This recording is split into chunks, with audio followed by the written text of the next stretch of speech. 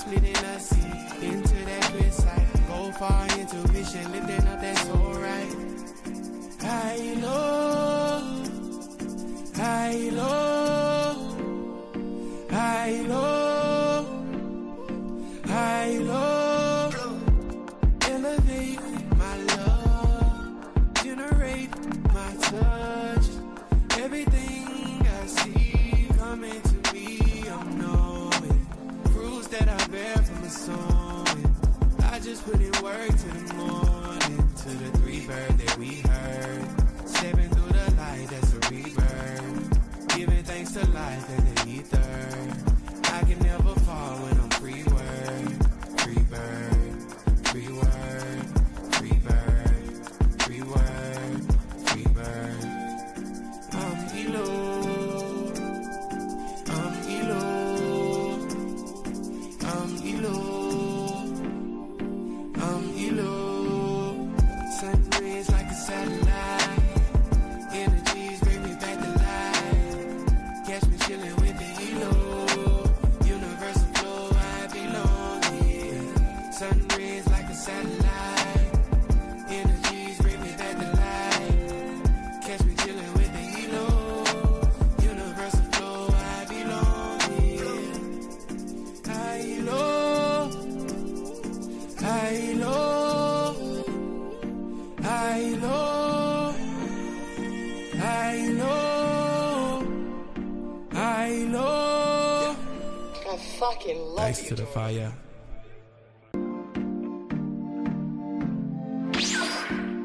Greetings, everybody. Greetings to all you beautiful people out there. I pray that your day is going well. We are having us a midday session. And let me turn the volume down so I can ensure that I'm not screaming and you guys can hear me. All right. Yes, ma'am. Okay. And let me go ahead and put this in on the stage, you guys. I thank you guys for coming in and coming on. Share the live. I'm going on my Facebook and tagging some people in. Because unfortunately, I cannot do that portion from StreamYard. But I pray that you guys are having a beautiful day and that your day is going well. Today, I have my sister, longtime friend, Miss Tiffany, here with Hello. me today. And I'm very excited about it. How's your day going, Tiffany?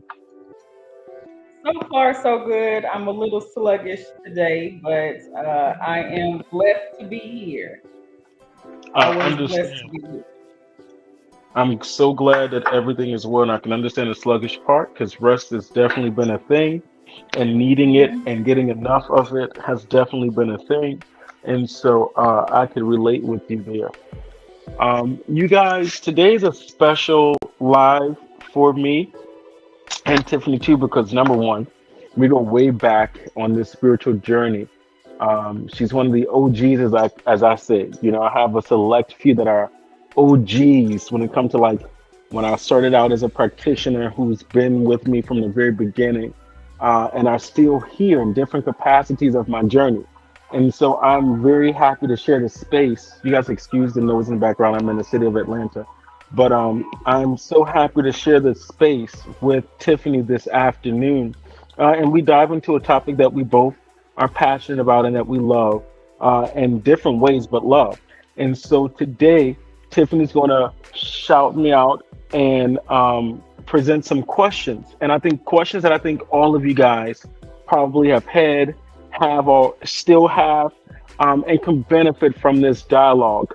And so, really fast, before we go further, I want to ask Tiffany to introduce herself, share what she do, you know, with you all, so that you all can patronize her business and support her and her work and in her craft that she's cultivated. So definitely, Tiffany, the floor is yours. Yes, thank you, Rod. Like you said, we go back to probably to 2016. Yes. And that is when I really got serious about my spiritual journey and sort of in the sense of stepping into my power. And so I am a jack of all trades at this point. Mhm. I'm a journalist by trade. I worked in journalism for 20 years. I quit my job probably about 3 years ago now to work with children in underserved areas. I've written 2 children's books. I've worked in Chicago public schools teaching children about travel. You can follow Love of Food and Travel on Instagram. In addition, I am also a level 2 Reiki practitioner. I am a podcast host. I am the host of the Tiff's Truth podcast, where we explore all about entrepreneurship, personal growth, and spirituality. And I am looking into getting into other sort of growing my spiritual practice, which is why we are here today. And I'm here with Rod today to discuss hoodoo and conjure oils. And so you can follow me on Love of Food and Travel and Tiff's Truth. Those are my 2 Instagram pages. And so typically on Fridays, I launch a podcast. And so we're doing things a little different today with my Live with Rob, because we were on the phone talking about a project that we are, our wheels are turning on. And it is all about conjure oils. Last week on my podcast, the Tiff's Truth podcast, I spoke with a Memphis hoodoo practitioner, and she basically broke down what hoodoo is, what it's not, all of that good stuff. She owns a shop down in Tennessee called Memphis Conjure Supply, and beautiful lady, a wealth of knowledge. But today we are sort of getting into some of the practices, or one of the practices of hoodoo, which is conjure oils, conjure and condition oils. And so I called Rod like, hey, what do you think? What do you think about this idea? Because I am becoming more interested in making them myself, which is crazy because my sister has been telling me for years, you should just make your own stuff. Like, you really should just make your own stuff. Like, yeah, it's good, like, if you know a powerful practitioner, this and that, but you really should just make the intention would be more powerful if you just make your own stuff. And so, yeah, I called him, and that is how we got here. And we're going to talk more about the project that we're working on later on. But I called him on as sort of a mentor and expert in this area, because like you said, we go way back. And I want to start today by asking you, Rod, to just break down a little bit about conjure oils and oils. Okay. What people should know starting out. Okay. So conjure oils, a little fast track history lesson. I just turned down the music a little bit, but a little fast track history lesson. Conjure oils or conditioned oils go all the way back to the ancient days. You will find it referenced in biblical texts in the book of Matthew, in the book of Exodus, especially when it comes down into consecrating and sanctifying spaces or objects, or even ourselves. And in addition to that, even for medicinal purposes, going back to even ancient Egypt and Kemet and Kushite times, and even land, the blending of oils and resins and different elements and minerals from the earth were not just used for one, hygiene purposes, 2, medicinal purpose, and thirdly, as well as spiritual purposes. And so with the remnants of that level of history being passed down through our ancestors, through us in the New World, in the Caribbean, in the Americas, what you will find is that our ancestors were able to preserve this way of combining elemental forces, herbs and roots, and even colors as well, to formulate these potions or conditioned oils, as we call them, or conjured oils, as we call them. And all of them, as you guys probably will find in your local spiritual store, local botanica, or metaphysical shop, they all are catered to different reasons. It's no one set purpose that an oil, necessarily the reason why conditioned oils exist. There's no one set reason, but you will find a conditioned oil from elements of protection, to abundance, to luck, to healing, to strengthening your intuition, etc. And even when you think about, at least for those of us that grew up in the Pentecostal or the Baptist or the American church, or even the Caribbean church, you'll find a lot of times oil is used. And a lot of times that oil is prayed over or enchanted or empowered to do what? Anoint or consecrate. And it's no different. So I look at what we do as taking it to the next level. We are taking it to the next level. Our ancestors were able to take things to another level with their alchemy or their magic. And everyone has their go-to. Everyone has their particular favorites, and we'll get into that further down because I know we'll get there. But that is a quick history lesson as to how we got to this place, taking the history and the medicines and the teachings of the ancient ways, modernizing it, and empowering it so that it can work for us. It's a symbiotic relationship. Do you think that that was a way of hiding the magic back then? Was making this oil, like because we Yes. were indoctrinated into Christianity, right? So you have the blessed oil in the church, and Mhm, then black mhm, folks just kind of took it and added the razzle dazzle to it to make it mhm. do different things. And so Absolutely. it's a way of sort of hiding the magic in a way, don't you think?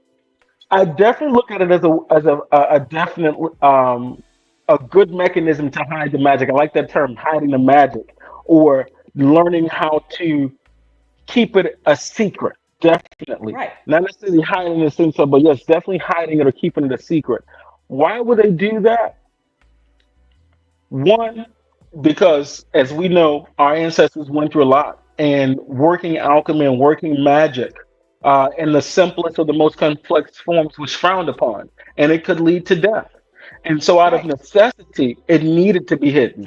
It needed to be hidden. And Yeah. also, let me say this too. And I just got this download that I never thought about this, but I just want to say it intuitively as it just came. I just heard the spirit say they also did it to preserve. Okay. And let me explain that.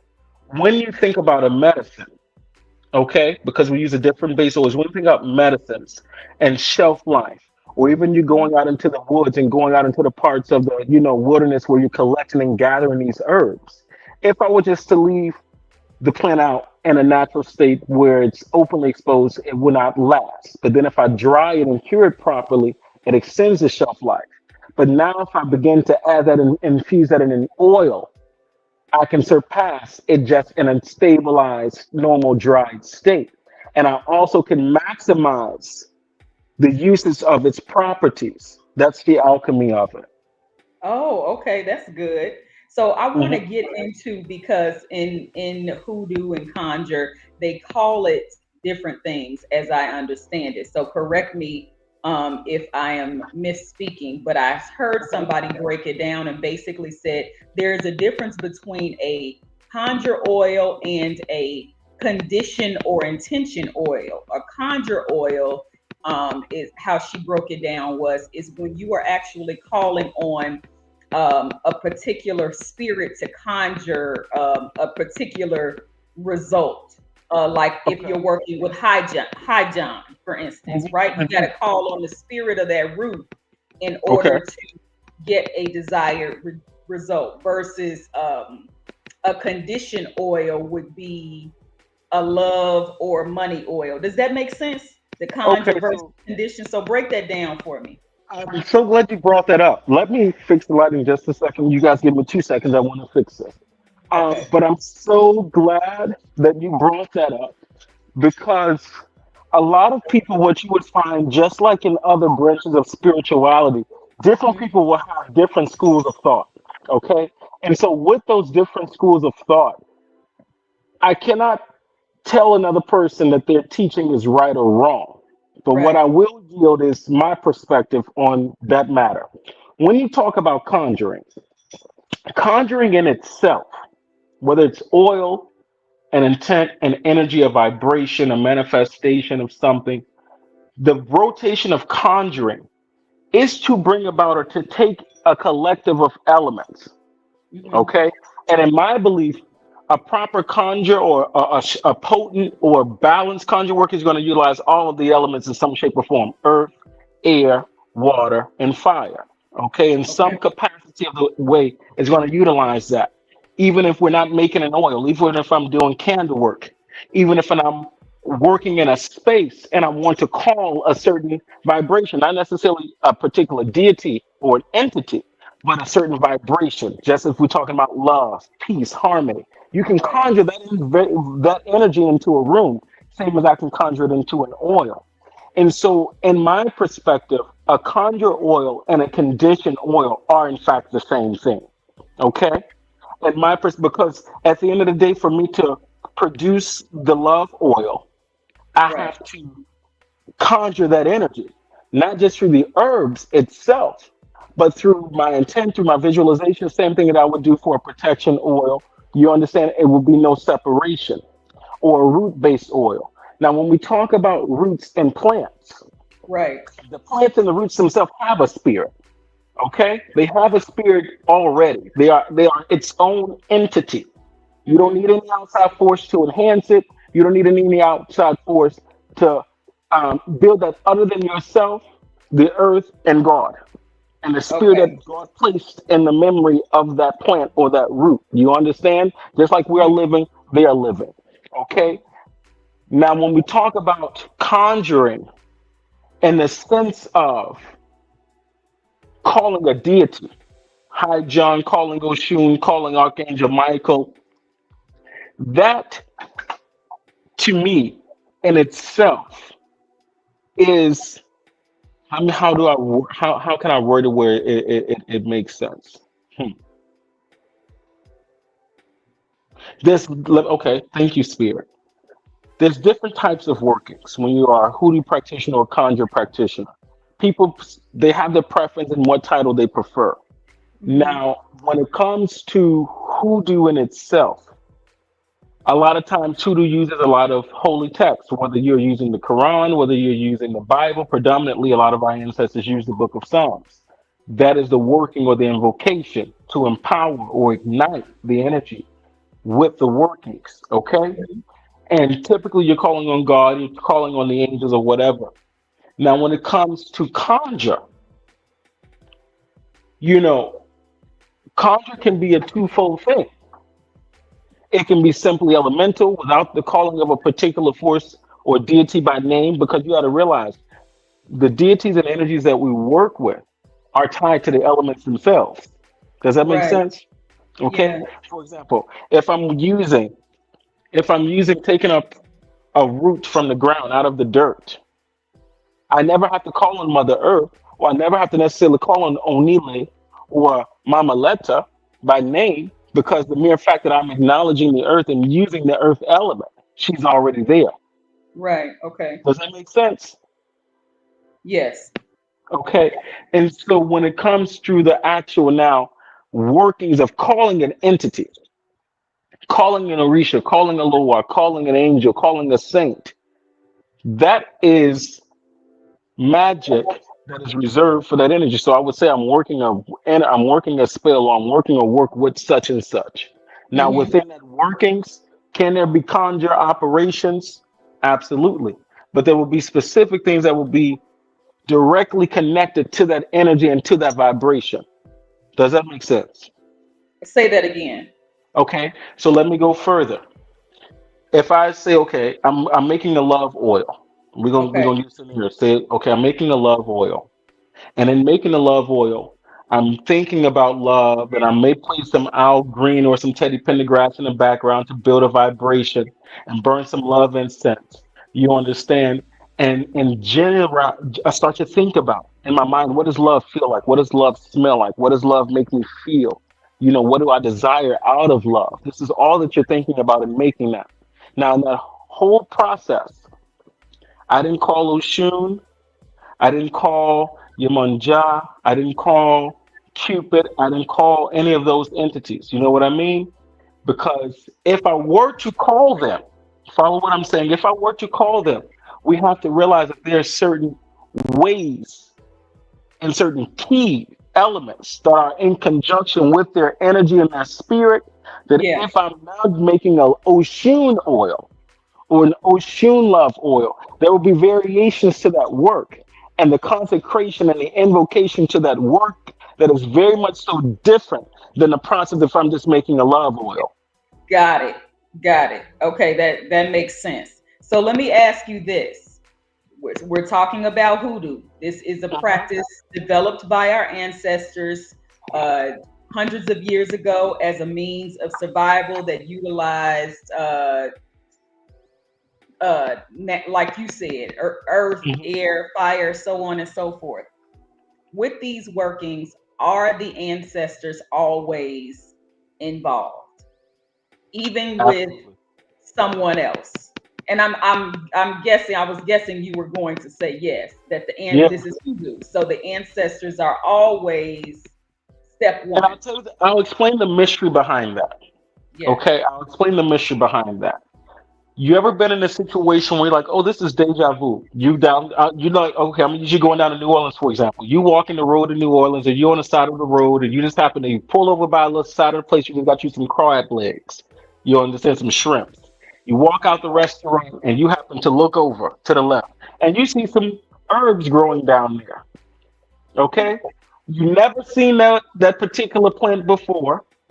Don't know its name. Don't know how to use it, but something in your spirit tells you to get that bush.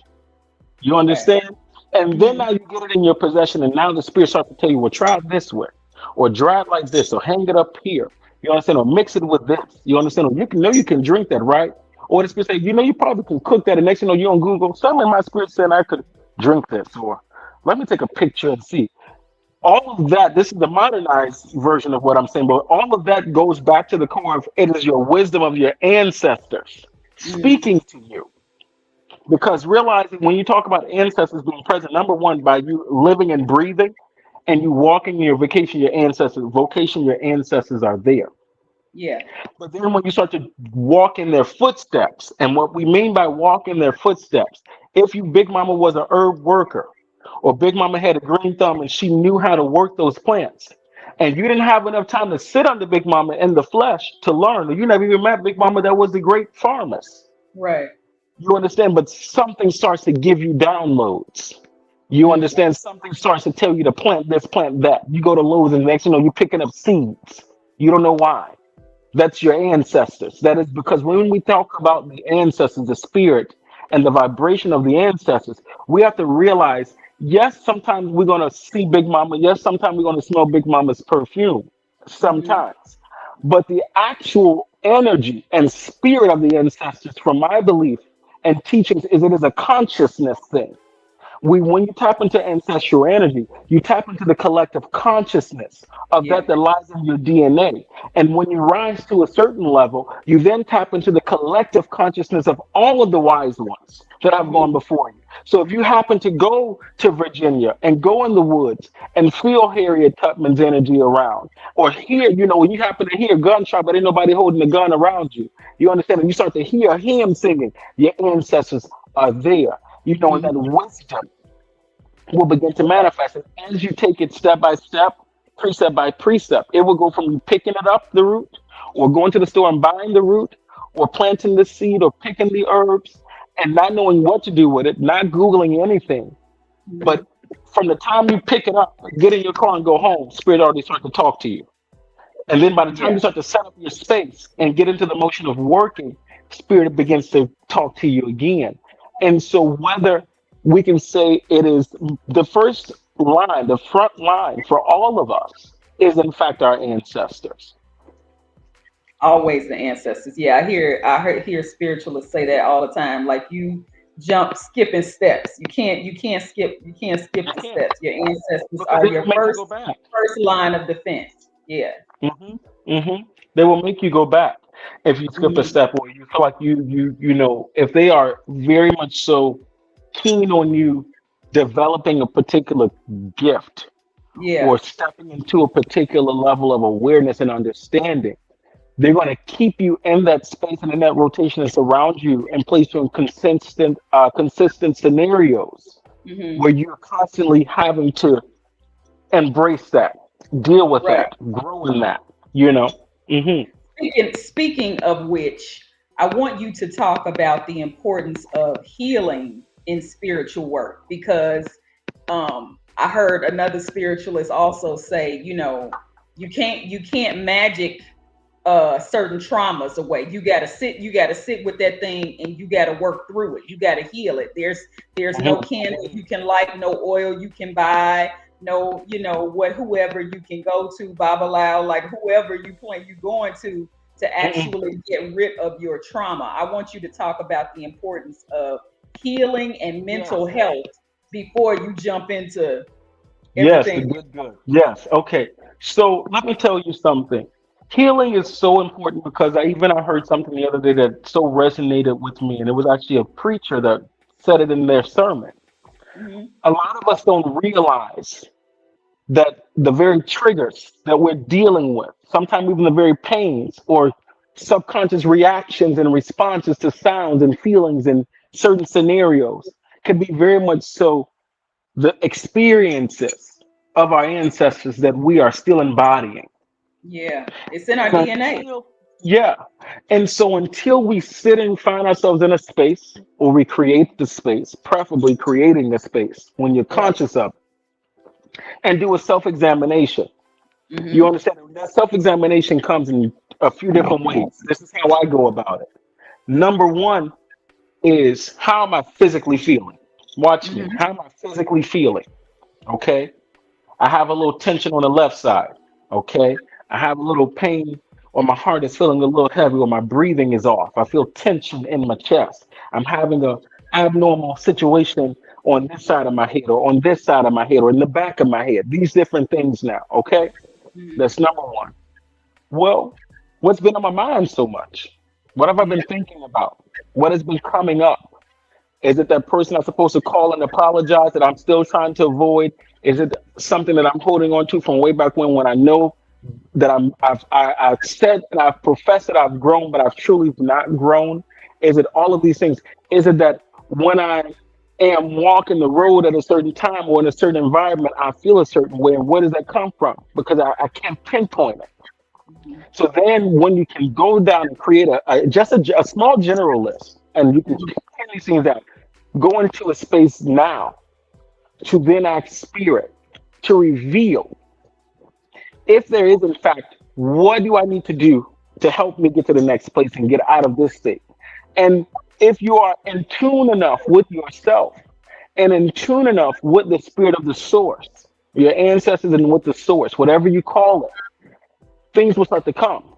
What happens is, in the downloads or in the revelational period, people start to second guess and doubt. Yeah. Or when they do get the response that is truly that's something that they're afraid of or they don't like, they rather tuck it back under the rug and Yep. try to avoid it versus realizing that spirit is truly communicating with you and giving you the answers that you are seeking. And Yeah. some of the feelings that you are feeling are because there are certain parts of yourself that you need to deal with, not just in the physical sense, but in the carnal sense, in the emotional sense, in the social sense, in the family dynamic sense, all of that. And so there was a lady by the name of, oh God, I can't think of her name right now. I'm going to get her name before this live is done. But what she did was she um, put people under hypnosis. And while under hypnosis, she allowed for their spirit guides to come. Mm. And in their spirit guides coming and manifesting on the body while the individual is under hypnosis, their spirit guides would reveal how the very pains, like for example, they're suffering with a heart issue because they never forgave their mom. You Right. understand? They're having a prostate issue and always going off because there's something that they're holding on to from a loved one that they didn't deal with. And so Hmm. I say that to say we have research out there now that not, and this is not, and let me make this disclaimer now. That does not mean that every pain that you're feeling is automatically tied to something spiritual or something Right. psychological. But I do want it to be made known that there is a correlation to the physical connection and the psychological connection and sync with the spiritual well being.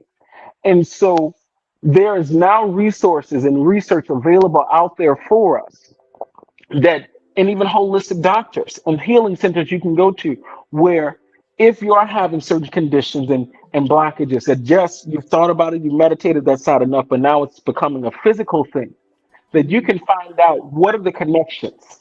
Yeah. to the kidney? What are the connections to the heart? What are the connections to the liver? What are the connections psychologically and emotional to these different parts of my body that I'm having an imbalance with? That's the one, that's the physical healing. And then when we get into the spiritual healing of it all, realizing that there's another component because our ancestors, some were living right and some weren't living so right. Right. Some of us in past lives lived right and some of us in past lives did not live so right. And so Mhm. some of that debt can follow us in an incarnation.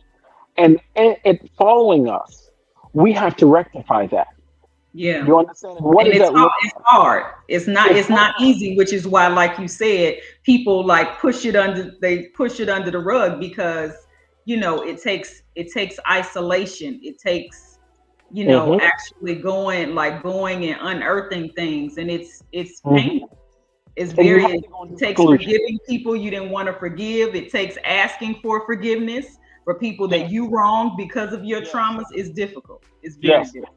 Because a lot of times, yes, a lot of us can actually experience certain generational sicknesses. A lot of us can actually experience certain generational um, health problems and even certain generational family dysfunctional scenarios. Because you can go back and say, well, why is it every generation and every household this situation going on? Or why is it like with Mhm. every generation this always happens?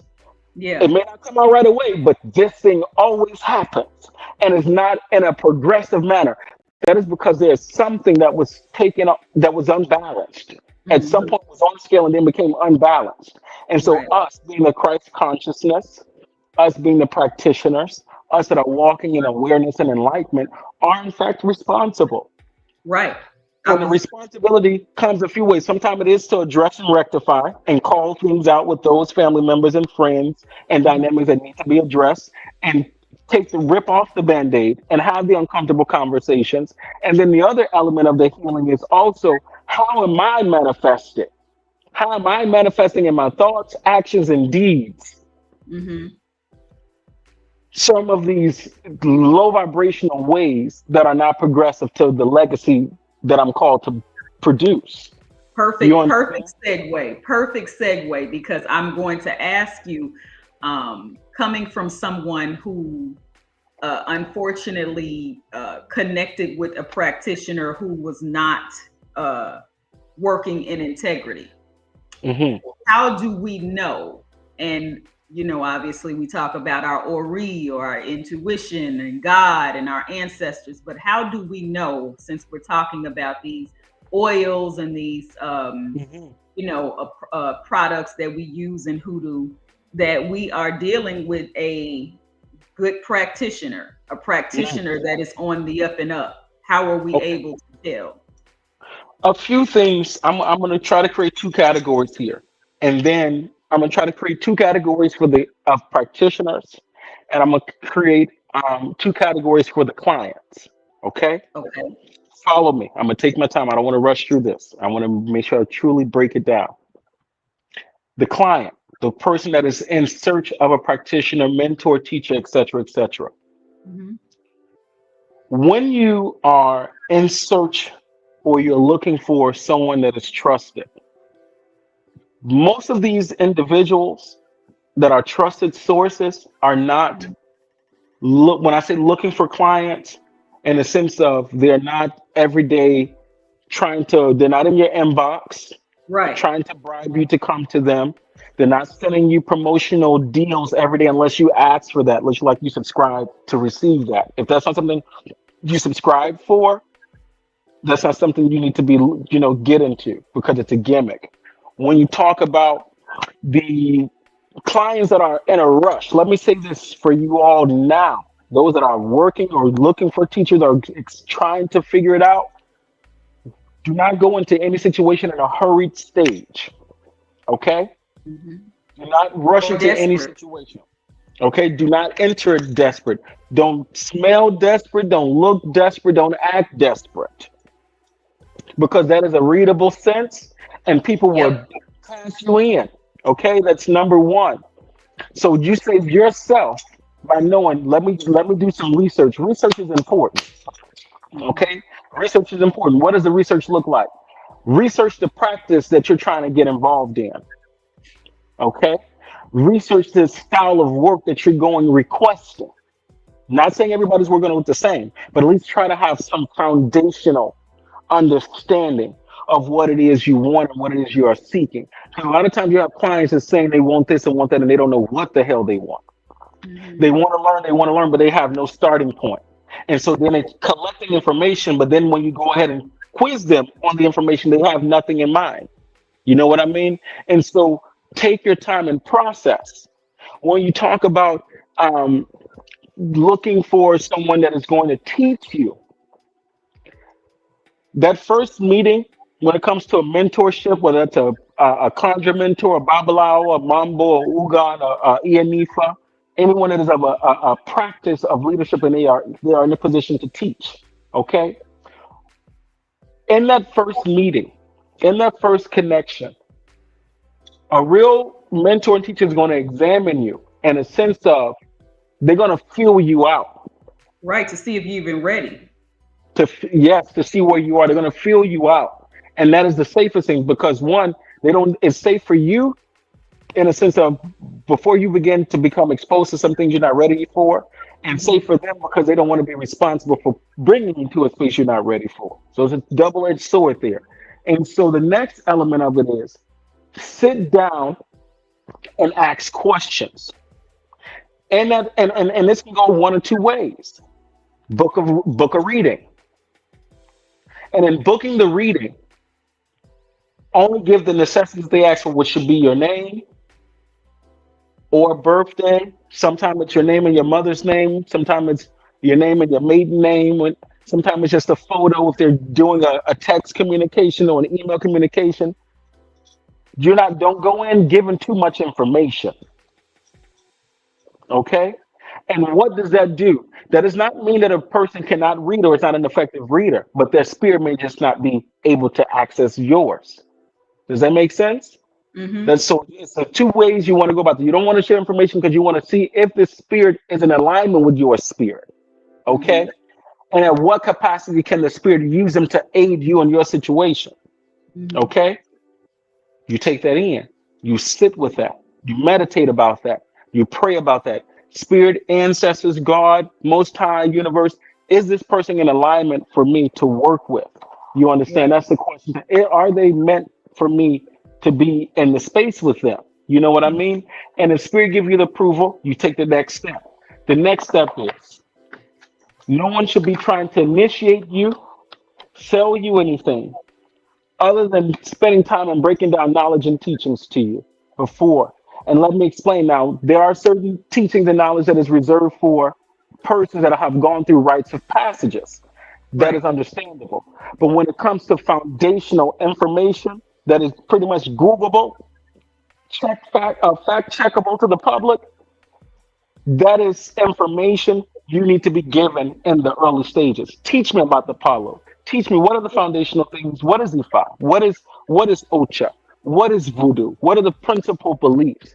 What are the core energies that we work with and why? These type of things. You understand?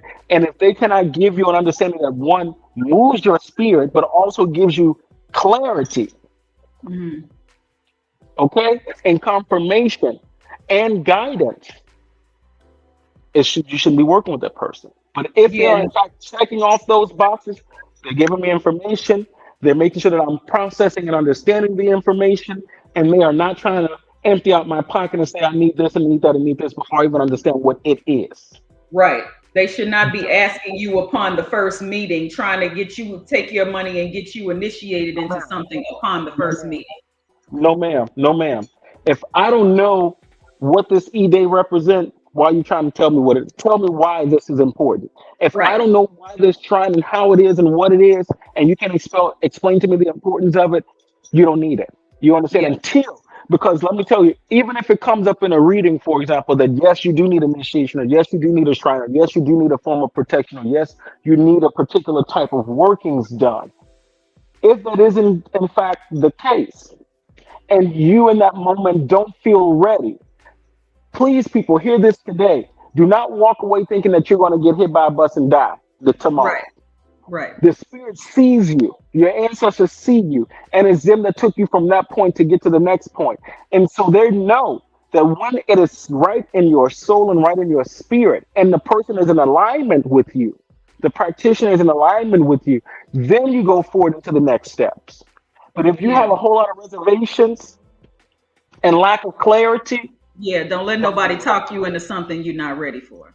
Yeah. and then also when it comes to like the work now, if you're just going and you just want to get work done by a practitioner, and you're like, okay, how do I know if this work is going to be worth my money or my time?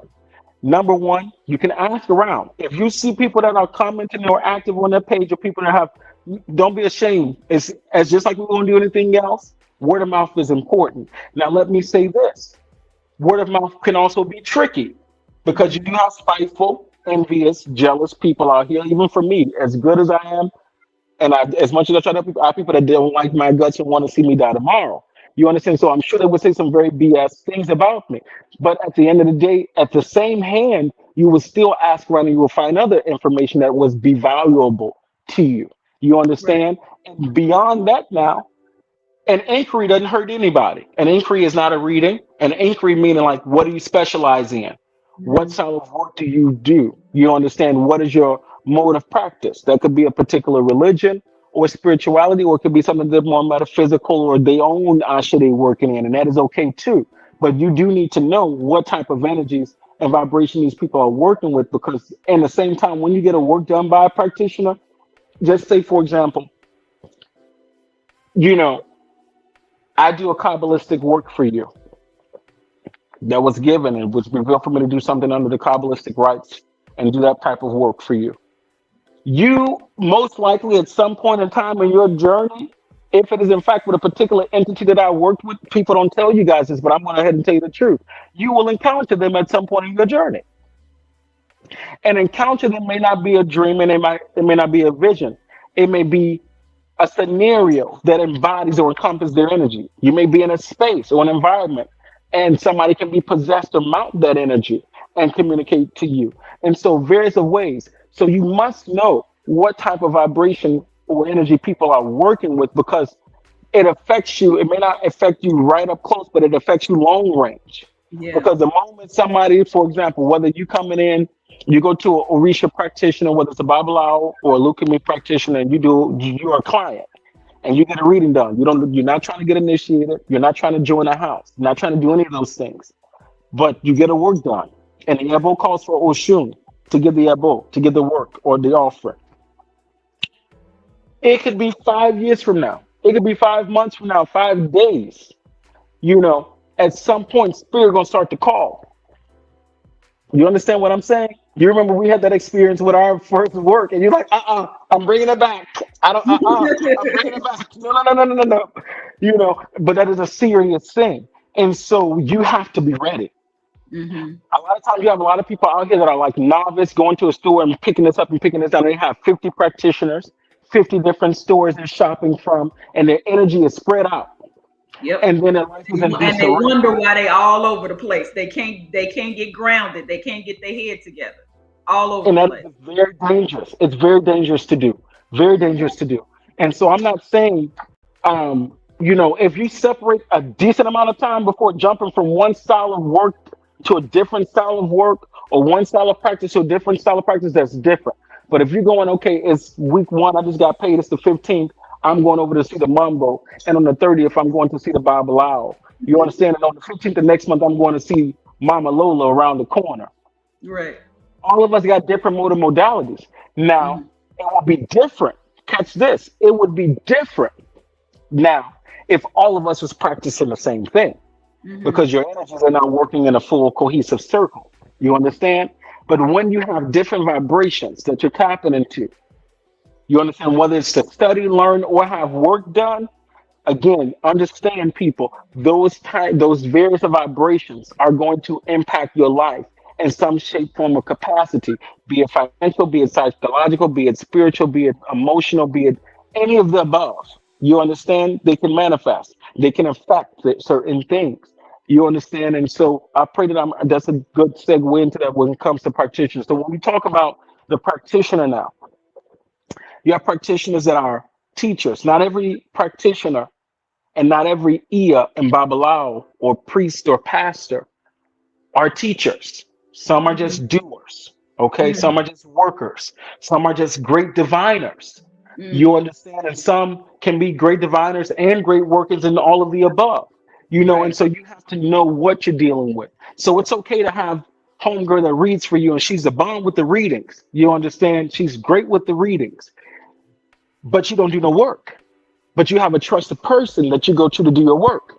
You Right. understand? And they're aware of each other. Because I have a situation like that right now. They're aware of each other. And so that's an ebb and flow. It Mm-hmm. works. And you can work in that type of manner. But then when you have a situation where you have a practitioner that is just reading and telling you I can do this work and they experimenting, you gotta know, you can feel, you trust me, something inside of you gonna tell you and give off a sense that this person can help bring me through. Mm-hmm. Now, a lot of times people go and they expect a guarantee of a date and a time. Sometimes the spirit can come down and definitely reveal a date and a time. And sometimes it's dead on or it's the day before, it's the day after the result will happen. And then you have to also be cognizant some workings, depending upon what it is, will take time. Mm-hmm. And you have to allow time for it to work. Don't be the client or the student that is pounding down your practitioner's phone or your teacher's phone, because you like what's going on. You Yeah. also have to know that when it comes to having work done, you have to work with the practitioner. Your faith is just as important. Your Right. obedience to the instructions, if that is don't sleep and have sex for 3 days, if that's don't have sex the night after your bath, you understand? If it's don't eat the chicken, you understand? Because you just gave a chicken to Oshun and she said, I'm trying to heal you, don't eat the chicken, and you know you ain't going, but you want to go and eat that little fried piece of chicken, and you want to know why the work ain't working. Mm-hmm. This is a lot of things people do. They Yeah. come and expect the practitioner to be the end all be all. We're not Mm-hmm. God. We Right. go before God. We send as an intermediary, an intercessor for you with the help of the divinities. But you have to meet it with your faith. You have to Mm-hmm. meet it with your discipline. You have to meet it with that level of, seriousness, and it will work out for you. If we're not Yeah. working in a conducive energy together and we're creating static and friction, the manifestation of the work is going to be staticky and friction. Mm-hmm. So a lot Yeah. of people don't think about that when they go to get work done. You understand? And even for practitioners, know yourself. And it's okay if you can't do a certain thing because you may grow in a certain area or time in your life. You understand? And that may not just be your specialty. That's why we have a collective of people, or we try to build a family or a team where I know this is my strong suit. Homegirl over here is a strong suit, and my sister Mambo gonna wash your hair. Boom, we got it going. You know what I mean? Yeah. You have I to think know it's what works for you. great to desire mentorship, but I think that desperation thing and not really having a sense of self is really an important point, because you definitely will be taken advantage of. Like I said, mentorship, seeking mentorship, I talk about that in multiple capacities, that it is Hmm. extremely important, but the desperation portion, people will snatch your whole life, as they say, Yes, because they are yes. able to see that you don't trust yourself. You aren't standing in your own power, and so they can very much take advantage of you. So I want to get back to the oils though, and I want you to Yes. talk a little bit about Hmm. condition oils and conjure oils, pretty much the same Yes, thing. Like yes, you said, yes, yes. how are they used? How do we get into I it? like How that. do we? So when it comes to um, conjure oils or condition oils, you can make one for any and everything under the sun. I'm not lying to you, from the planets to a particular star you love. It can be calculated down to the science date and a month of the time of the year. Yeah, the lady, I had never seen it before, but the lady that I interviewed, Lisa Jones at Memphis Conjure, has a Pluto oil, and I was like, oh wow, I've Yes, never seen anything yes, like that. yes, yes. You can make, and so when we get into like planetary oils, for example, or metaphysical oils dealing with the chakras, that definitely strongly tied to the astrological movement of the planets. So those are certain Yeah. oils you don't make. You just can't like take the ingredients and blend that because it's just how I feel like to make it. I have to work it in its cognitive energy that is resonated for that vibration so that it can be charged up, amplified, and there's practices that goes with that so that you can make that oil, that working, come in contact with the energy and vibration. Does that make sense? Sometimes it's grounding it in the earth. Sometimes it's actually carrying it to the wood. Sometimes it's certain things. And different practitioners will have their different modalities of how they go about consecrating an enchantment. But when you talk about why do we use them, overall, they enhance or help what we got going on. We already operate in our own frequency and vibration, okay? And so, what the conjured oil does, or the conditioned oil does, is add or work with our personal ashe or our personal energy and vibration, okay? Mm-hmm. Yes, the practitioner has put themselves or their energy into bringing it to life, but how I just make it, I just give it to life. But one, it's just like a pet. Once we give it to you, you're responsible with how you cultivate that energy.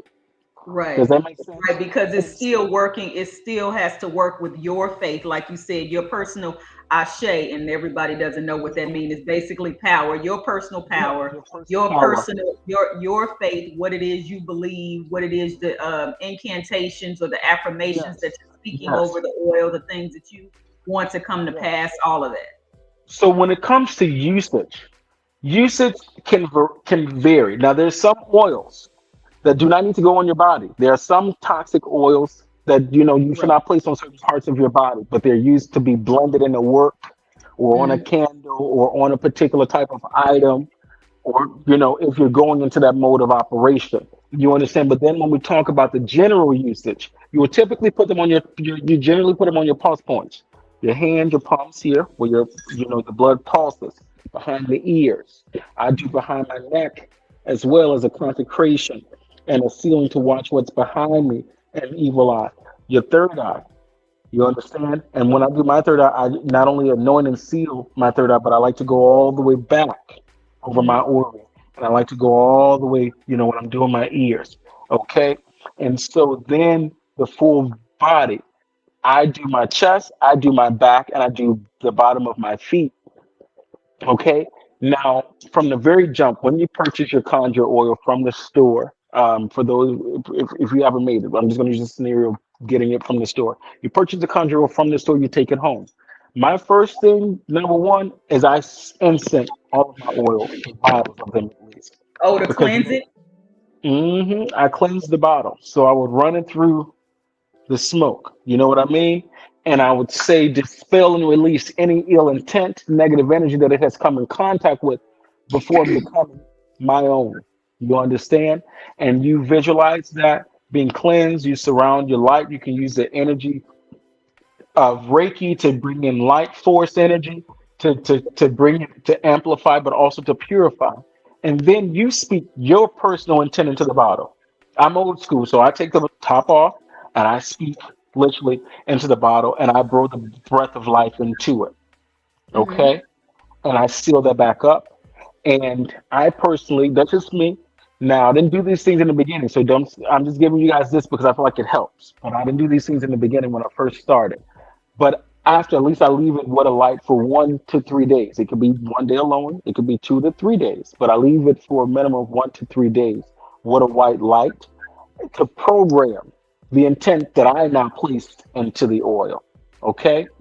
And so when it comes down to application, other than the person, you can put a good bit of oils you can mix in your baths, whether that's a bath to take for yourself or a bath you're preparing for somebody. You can put it in your floor washes. You can put it in a spray bottle and use it in the air for certain oils that you want to use for, like, peace in my home, for example, or Right. money attraction, or come to me. Also, some people, believe it or not, I know persons that will actually mix the oils in some of their perfumes. Yes, Mm. they have, like, some people that actually have those nice perfume bottles. They'll mix some of the oils, certain oils, with their perfume to even hide it again. Talking about the secrecy of it all, The you know. secrecy. Um, and so then your candles, any candles that you're working with, any oil lamps that you're using, whether they're oil lamps that are exposed to the oil lamps in the kerosene. You also could use it when you're anointing or consecrating objects, Mm. dolls, mirrors, chairs, your home. Now, when you're working this oil, to me, I feel like it does nothing if I just take it out the bottle, boom, boom, boom, and just start to. No. When you're working, and remember, this is the key, this is a universal key. When you're working, prayer and intent. Yeah. And prayer can look a few different ways. You can actually be enchanted and whispering and saying, or saying it with volume, or whispering in it. But you have to feel that vibration. Also, the prayer could be a song. It could be a song. For those of us that sing hymns or gospel or African songs or whatever that have Ashian energy attached to it, the prayer could be a song. But the whole time that you're working, whether you're making the oil, making a bath, cleansing your house, sweeping the floor, you understand, whatever it is, prayer and building a vibration, sound is important. People underestimate that, but sound is important. Vibration and invocation and evocation is important to bring Yeah. it to life and to get it to go. I also heard that depending on the oil, the oil is dependent on how you anoint yourself.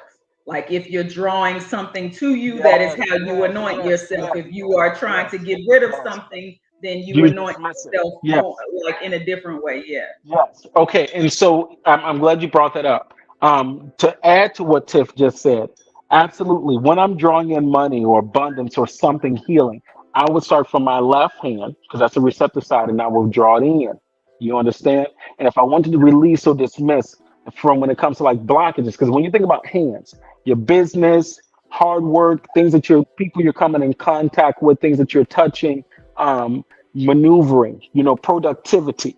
And so when you're utilizing your hands, you're thinking about productivity, things that will bring in or things that could be blocking. And so if I feel like I'm having a blockage in my money or a blockage in my work or a blockage in my creativity and I can't get things done, I would dismiss that going from and right out. You understand? If Way it's to my me. full person too, because if I'm drawing in something that I want to be divine, I pull them from the earth.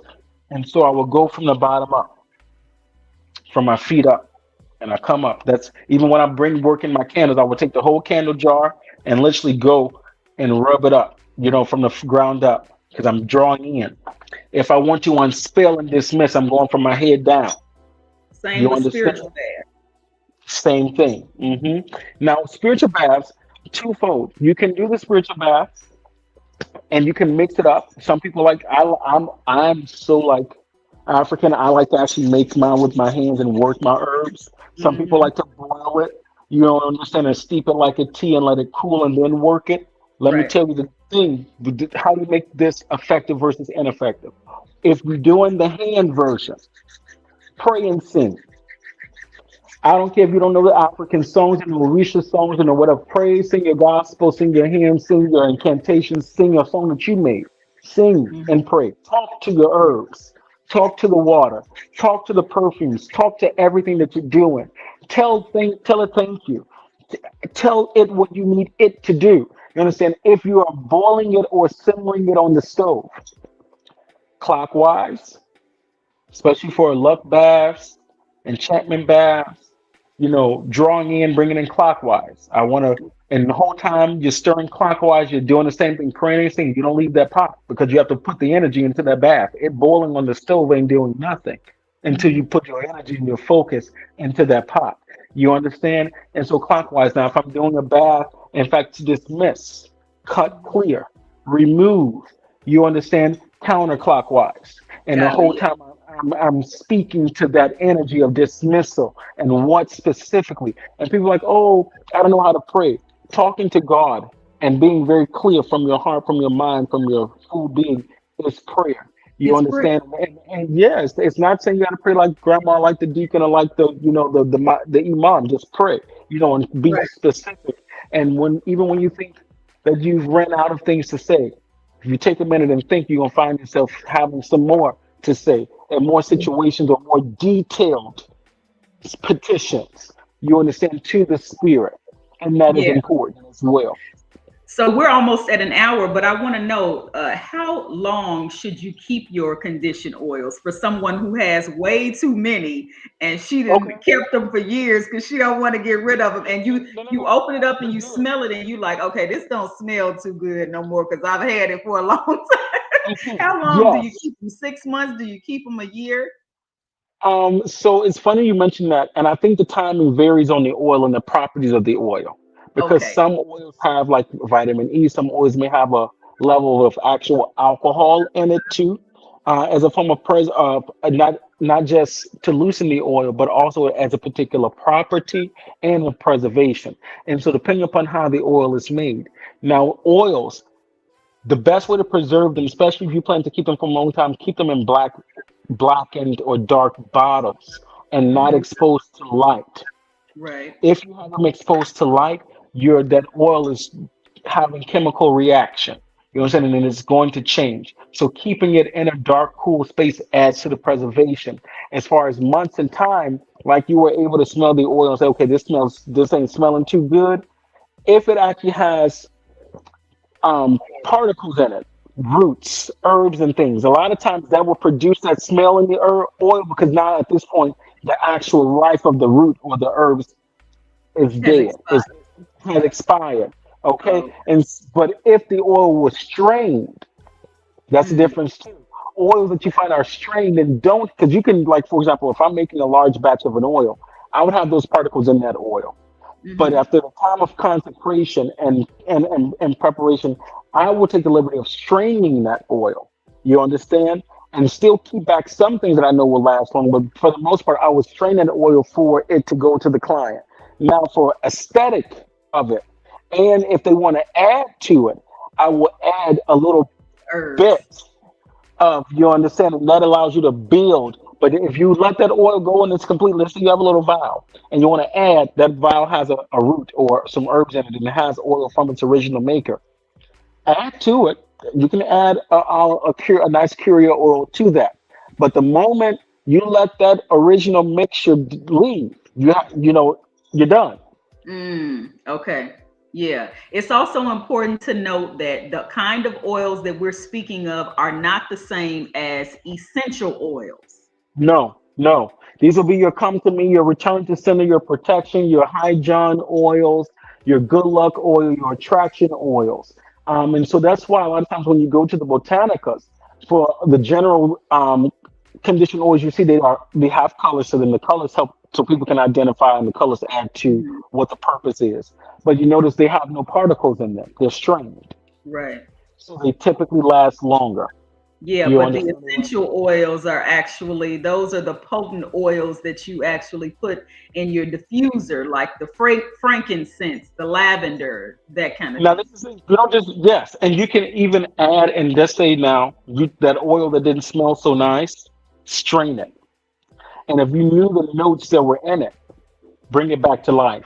Use your essential oils or a fresh batch of herbs Mm, and bring it back to life. Does that interesting. make sense? Yeah, yeah, it makes sense. Interesting. So Hmm. I want you to tell the people about the project because you teased it when you Yes, teased yes, this live about the upcoming project because we're talking about oils. yes. So you guys, as Tiff said, she reached out and started a wonderful fire. And she called me a while ago, you all. But it was so much going on at the church, and I was actually at church when she called me. And I was busy traveling that I did not get back with her. And then Spirit rectified me while I was in New York and was like, "Yo, what you doing? If you don't call that woman, you're gonna miss a blessing." And I was like, okay, Tiff, we got to move forward. Let's get it going. And so, what this something is, we're getting ready to launch. I'm actually going to promote the flyer, but we're launching an 8-week course on oil making, conditioned oil making. And I'm very excited because this is not just a 1 week where you're getting a variety. You're going to learn how to make 8 oils, 8 different conditioned oils. By the time the class is done, you will know how to master and a variety of ways to make those 8 different oils. Okay. In addition to that, I am giving foundational knowledge that will not just start you off, but carry you throughout your journey as a practitioner and producer of magic and products. You understand? From learning the power of the numbers, the colors, the dates, different psalms that we work with and why certain significance behind these numbers and why do we work with them. I'm actually going into detail about how to consecrate, how to set up your space, the things that are essential to have. That even if you don't have everything, if you have these things, you can produce and come out with a great deal. And so I'm excited. And we haven't given it a title yet. So when a title be on the flyer, y'all would know. I ain't come up with no fancy title yet. But it is an 8-week condition oil making class. And the donation, the love offering for that class is 300 a person because you will be walking away with essential tools and knowledge. You will have resources that I will be giving to you, charts that I've made myself that you're not going to find anywhere else, that will help you to utilize on your journey. And the beautiful thing about this knowledge is each one teach one. So as you complete this course and you have gained this knowledge and you've grown in this knowledge, you're in a position and you have something accessible that helps you to be able to teach and share with another. You understand? And so I thank you all for tonight. And I'm very excited. I thank you, Tiffany, my sister, my friend, my girl. I thank you. Shot in the building. Yes. It's been a beautiful, beautiful live with you, and I look forward to we have more to come. So this is Yes, just absolutely. More to come, more topics to come. It is, I forgot to turn the light on and it gets dark in Chicago at 4:30. That's why I'm in here looking like I'm in the cave. Okay. Well, you see these questions. So let me say this, Steph, because I feel like you have more questions that we didn't cover, and even this dialogue can be a second live. So if you want to come back again, we can come back again and go further because you brought out some great stuff, and thank you. Sometimes I don't always realize what's up here until someone's able to do exactly what you did, tug and Yeah. pull and bring it out. So I'm so grateful for you, my darling. Yeah, this was a great conversation. Like I said, I'm finally ready to create. I kind of looked at, like I said, when my sister told me you should just make your own oils, I kind of looked at it like cooking, and I am not a fan of cooking. And I was like, this is serious work and dedication. And like we talked Yes, about, and it is like cooking. It is very much so. and how you have to be patient. It's really like you're cooking and you getting all the like you in the kitchen cooking and you getting all of the Oh yes. ingredients perfect. And I was like, I ain't ready to do all of that. But now I'm like, okay, I think I'm ready to go. So I'm looking forward to the class and what we can do with it. Definitely. Yes, yes. You guys, Tiffany is a Reiki practitioner. So all of you in the Chicagoland area and all of you that may need some distance Reiki and even some life coaching, you know, Tiff is here. Even on the other side, for those of you that are looking to travel the world and explore your spirituality in other parts of the world and experience other parts of life and building in that space, Tiffany is here. So get connected with her, ask questions about travel, ask questions about Reiki healing, ask questions about holistic wellness, ask questions about sisterhood and growing as a woman for you sisters out there. She's here and that is her area. And I've seen her grow magnificently in that office, and I'm happy for what's to come. So you guys please patronize her and get in tune with her and further yourselves. And if you all are looking to get a reading, a consultation, or you are needing work done, or even I do custom oils. That's why I haven't promoted oil selling on my Facebook or any social media because I've gotten to a space where I will make